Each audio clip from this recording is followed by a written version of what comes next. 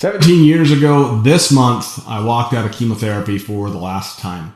I was 31 years old. I'd been in practice, my own practice, for about 2 years. I had a 4-year-old and an 18-month-old daughters at home. And even though everything kept telling me I was going to be okay, I wasn't sure that okay was supposed to look like anymore. So I knew I'd probably survive. And that wasn't really my fear. My fear was what came next. I'd worked incredibly hard to become a chiropractor, years of school, student loans, building a practice from scratch, and I was convinced that all of that was slipping away. I honestly thought there was a good chance that I'd have to leave the profession altogether and to get a job, as funny as this sounds, as a security guard at the Idaho National Laboratory just so I could support my family. Cancer was hard. The chemotherapy was hard, but for me, the worst part wasn't either of those things. It was the depression. It was the uncertainty. It was the neuropathy that showed up afterwards. It was looking at the stack of bills and wondering how we were going to make it. There were days when I felt completely lost, days when I couldn't see any version of the future that looked like the one I had planned.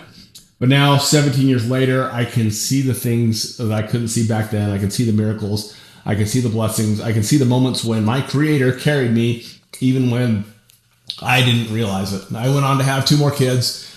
These same kids were the ones the doctors weren't sure that I would ever have again. Those kids will always be my miracle babies.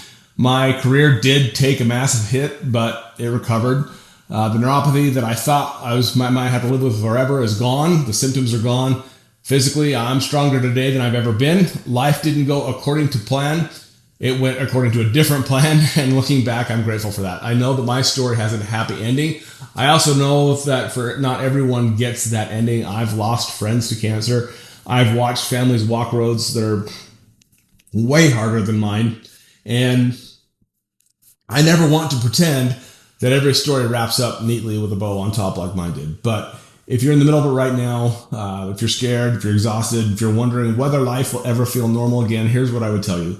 Lean hard on your faith. Lean hard on the people who love you.